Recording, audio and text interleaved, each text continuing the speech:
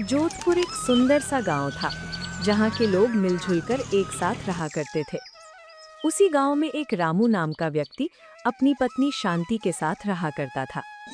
रामू की आंखों में एक चमक थी, कुछ नया करने की चमक। रामू शहर में एक बड़े होटल में बर्तन धोने का काम करता था, लेकिन लॉकडाउन और तंगी की वजह से उसे गांव लौटना पड़ा। अब उसके पास न काम था न जमीन, बस था तो एक पुराना ठेला और मोमोज बनाने का हुनर, जो उसने शहर में छिप छिप कर सीखा था। आज सब कुछ ठीक होना चाहिए। कोयला ले आया हूँ, मैदा भी है और सब्जियां भी ताज़ी हैं। बस गांव वाले इस विदेशी खाने को पसंद कर लें।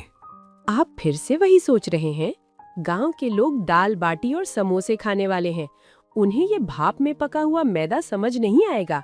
ऊपर से आप कह रहे हैं कि आप इसे तंदूर में डालेंगे। ये तो बिल्कुल ही नया है। शांति, यही तो बात है। समोसे तो बनवारी लाला की दुकान पर सालों से मिल रहे हैं, लेकिन कुछ ऐसा जो स्वाद में तीखा हो, चटपटा हो और जिसमें कोयले की सौंधी महक हो। मुझे यकीन है लोग एक बार चखेंगे तो बार बार आएंगे। बनवारी लाला आपको चैन से जीने नहीं देगा। कल भी वो कुएं पर कह रहा था कि रामू शहर से लौटकर अब गांव का माहौल खराब करेगा, कुछ अजीब सा खाना खिलाकर। मेहनत करना माहौल खराब करना नहीं होता शांति। मैं बस अपने हुनर की रोटी कमाना चाहता हूँ। चलो अब मसाला तैयार करने में मेरी मदद करो। दोनों मिलकर सब्जियों को बारीक काटने लगते हैं।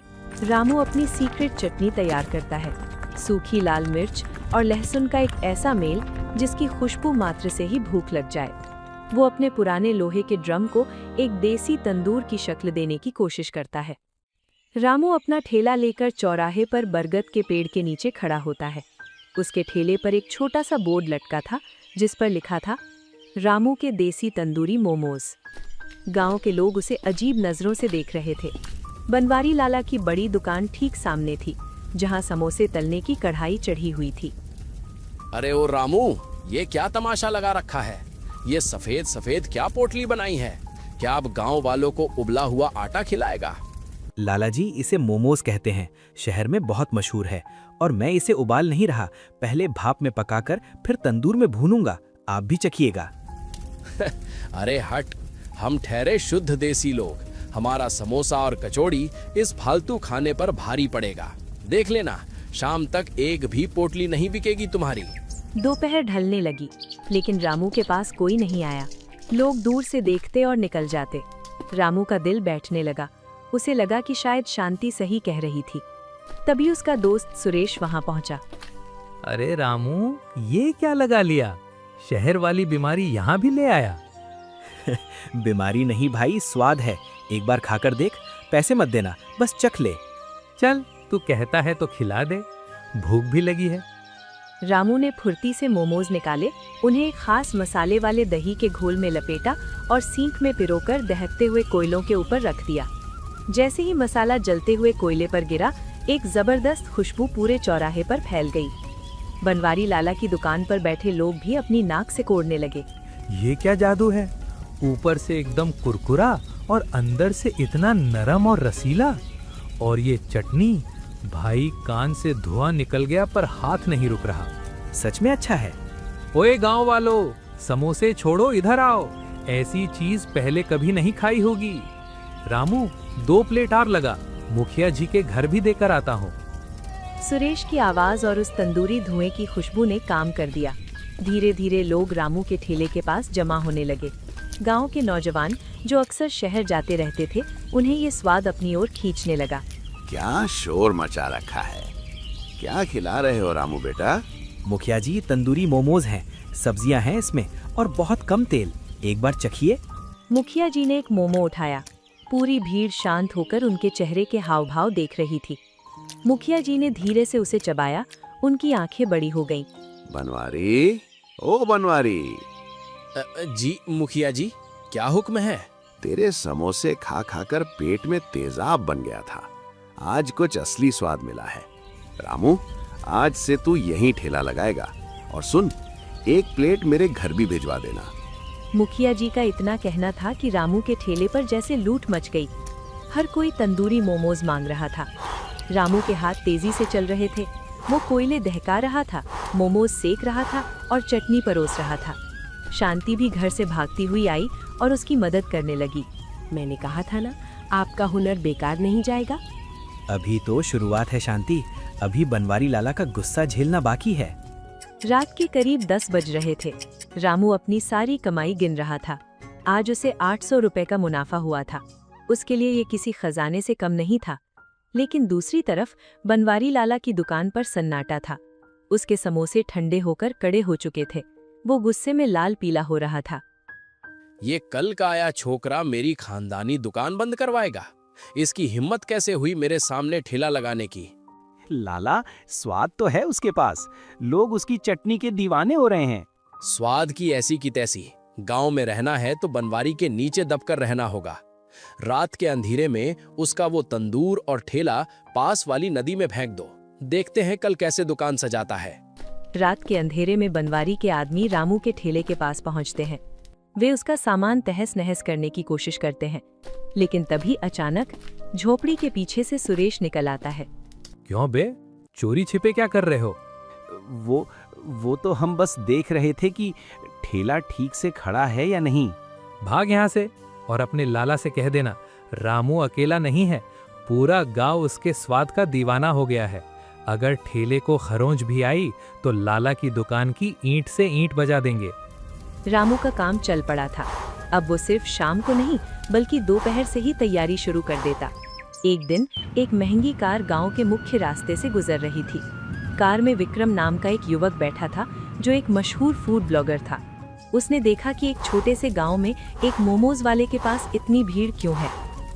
हेलो दोस्तों, आज मैं हूँ एक छोटे से गांव रामपुर में और यहाँ मुझे कुछ दिलचस्प दिखा है, देसी तंदूरी मोमोज। चलिए देखते हैं इस छोटे से गांव के शेफ में क्या बात है।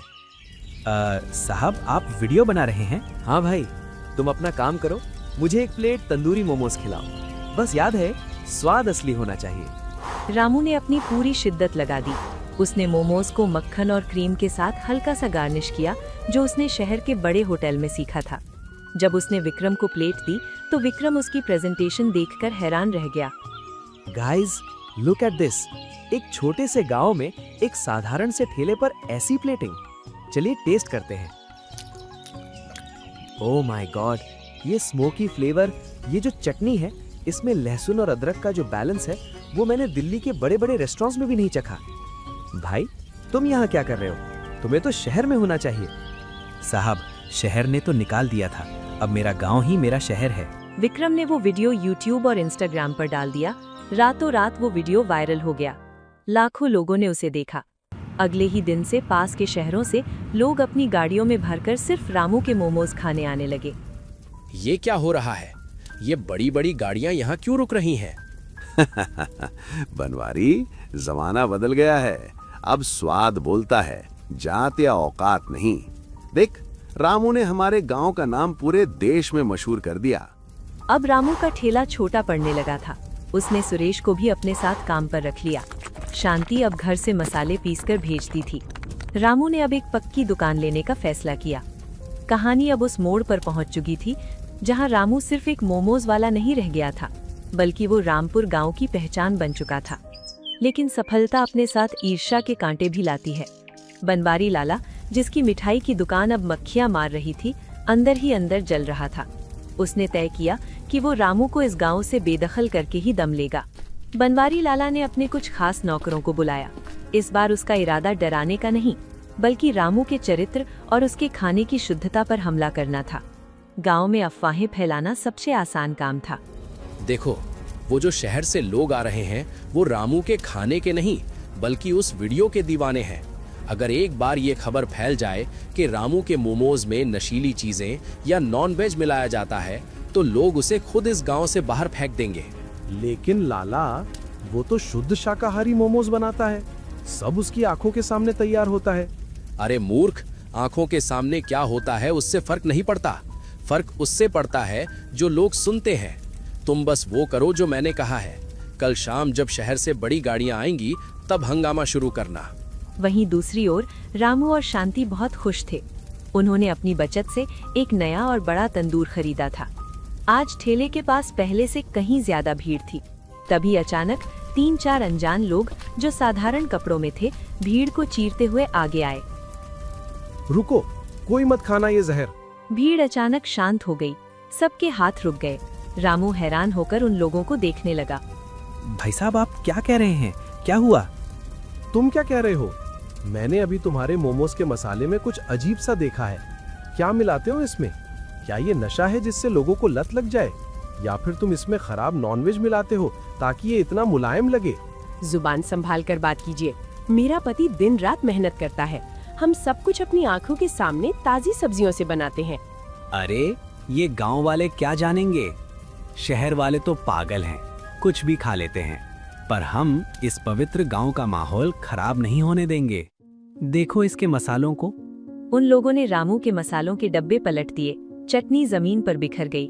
भीड़ में कानाफूसी शुरू हो गई। गांव के कुछ पुराने ख्याल के लोग भी अब शक की निगाह से देखने लगे। हाँ, बात तो सही है। इतनी भीड़ पहले कभी नहीं हुई। जरूर कुछ नशीला मिलाता होगा। तभी मुखिया ही वहां पहुंचते हैं और कहते हैं, क्या तमाशा है ये? रामू, ये लोग क्या कह रहे हैं? मुखिया जी, मैं कसम खाता हूँ, मैंने कभी कोई गलत काम नहीं किया। आप खुद जांच करवा लीजिए। तभी बनवारी लाला अपनी दुकान से बाहर आता है और कहता है, मैंने तो पहले ही कहा था मुखिया जी, ये शहर से आया हुआ लड़का गांव का माहौल बिगाड़ देगा। अब देखिए बात कहां तक आ गई है। इसे यहाँ से अभी निकाल देना चाहिए। माहौल बहुत तनाव भरा हो गया था। रामू का दिल टूट रहा था। उसे लगा कि उसकी सारी मेहनत एक पल में मिट्टी में मिल गई है। तभी भीड़ के पीछे से एक गंभीर आवाज आई। रुकिए, किसी भी फैसले पर पहुंचने से पहले सबूत चाहिए होता है। भीड़ ने पीछे मुड़कर देखा। ये विक्रम था, वही फूड ब्लॉगर जो आज फिर से रामू की दुकान पर एक नई वीडियो बनाने आया था। उसके साथ एक और व्यक्ति भी था। मुखिया जी, मैं यहाँ सिर्फ एक ब्लॉगर की तरह नहीं आया हूँ। मेरे साथ डॉक्टर खन्ना है, जो शहर के फूड इंस्पेक्शन डिपार्टमेंट में बड़े अधिकारी हैं। मुझे विक्रम ने बताया था कि यहाँ बहुत अच्छा काम हो रहा है, इसलिए मैं निजी तौर पर यहाँ देखने आया था। जो आरोप यहाँ लगाए जा रहे हैं, मैं अभी उनकी जांच कर सकता हूँ। बनवारी लाला के चेहरे की हवाइयाँ उड़ गईं। उसने कभी नहीं सोचा था कि कोई असली अधिकारी यहाँ पहुँच जाएगा। डॉक्टर खन्ना ने रामू के बचे हुए मसालों, मैदे और तंदूर की बारीकी से जांच की। उन्होंने बिखरी हुई चटनी का एक नमूना भी उठाया और 15 मिनट की जांच के बाद उन्होंने कहा, मुखिया जी और गांव के भाइयों, मैंने अपनी 20 साल की नौकरी में इतने साफ सुथरे तरीके से बनाया गया खाना शायद ही कहीं देखा हो। इसमें कोई मिलावट नहीं है, बल्कि रामू जो मसाले इस्तेमाल कर रहा है वे तो स्वास्थ्य के लिए बहुत अच्छे हैं, जैसे सौंठ, लहसुन और ताज़ी मिर्च। और रही बात नशा होने की, तो वो नशा स्वाद का है, मेहनत का है। मुखिया जी, ये जो लोग चिल्ला रहे थे, मैंने इन्हें बनवारी लाला की दुकान के पीछे बातें करते हुए सुना था। विक्रम ने अपने फोन का रिकॉर्डिंग बटन दबाया। उसमें बनवारी लाला और उन नौकरों की बातचीत साफ सुनाई दे रही थी कि कैसे वो रामू को बदनाम करने की योजना बना रहे थे। बनवारी, इतनी नीच हरकत! तूने एक मेहनती नौजवान को बर्बाद करने की कोशिश की। जी मुखिया जी, मुझे माफ कर दीजिए। ईर्ष्या ने मेरी बुद्धि भ्रष्ट कर दी थी। मुझे लगा मेरा धंधा चौपट हो जाएगा। तेरा धंधा तेरी नीयत की वजह से चौपट हुआ है। आज ही तू गांव की पंचायत को 10,000 रुपए जुर्माना देगा, जो रामू के नए नुकसान की भरपाई में इस्तेमाल होंगे। और अगर आइंदा ऐसी हरकत की तो तेरी दुकान खाली करवा ली जाएगी। बनवारी लाला शर्म से झुक गया। लोग अब रामू के समर्थन में नारे लगाने लगे, लेकिन रामू चुप था। वो बनवारी लाला के पास गया और बोला, लाला जी, आप बड़े हैं, मुझे शर्मिंदा मत कीजिए। मुझे जुर्माना नहीं चाहिए, बस इतना चाहता हूँ कि आप भी अपनी दुकान पर मेहनत करें। अगर आप चाहें तो मैं आपको भी तंदूरी मसालों का सही तरीका सिखा सकता हूँ। आप समोसे बेचिए, मैं मोमोज बेचूंगा। गांव का नाम तो दोनों से ही होगा ना। रामू की ये बात सुनकर बनवारी लाला की आंखों में आंसू आ गए। उसे अपनी गलती का एहसास हो गया। इस घटना के बाद रामू की इज्जत और बढ़ गई। अब वो सिर्फ एक ठेले वाला नहीं रह गया था। मुखिया जी ने उसे चौराहे पर एक पुरानी सरकारी जमीन पट्टे पर दे दी। सुरेश ने अपनी मैकेनिक की नौकरी छोड़ दी और रामू का मैनेजर बन गया। शांति अब सिर्फ घर की 4 दीवारी तक सीमित नहीं थी। वो दुकान का हिसाब किताब देखने लगी। रामू, देखिए, आज शहर के अखबार में आपकी फोटो छपी है। लिखा है, गांव के एक मोमोज वाले ने बदली किस्मत। शांति, ये सिर्फ मेरी किस्मत नहीं है, ये हमारे गांव की किस्मत है। देखो, अब हमारे यहाँ के 5 और लड़के इस दुकान में काम कर रहे हैं। उन्हें अब शहर जाकर अपमान नहीं झेलना पड़ेगा। तभी सुरेश अंदर आता है और कहता है, भाई आज तो शहर के मेयर साहब आ रहे हैं, उनके लिए खास इंतजाम करना होगा। इंसान बड़ा हो या छोटा, स्वाद सबके लिए एक जैसा ही रहेगा सुरेश। कोयला दहकाओ और चटनी तैयार करो। साल बीतते गए। रामू के तंदूरी मोमोज अब एक ब्रांड बन चुका था। उसने गांव के अन्य बेरोजगारों को भी ट्रेनिंग दी और उन्हें अलग अलग जगहों पर स्टॉल लगाने में मदद की। रामपुर गांव अब मोमोज विलेज के नाम से जाना जाने लगा। कभी सोचा था कि एक पुराना लोहे का ड्रम हमारी जिंदगी बदल देगा? शांति, ड्रम तो सिर्फ एक जरिया था। असली ताकत तो उस भूख में थी जो कुछ कर गुजरने के लिए अंदर जल रही थी।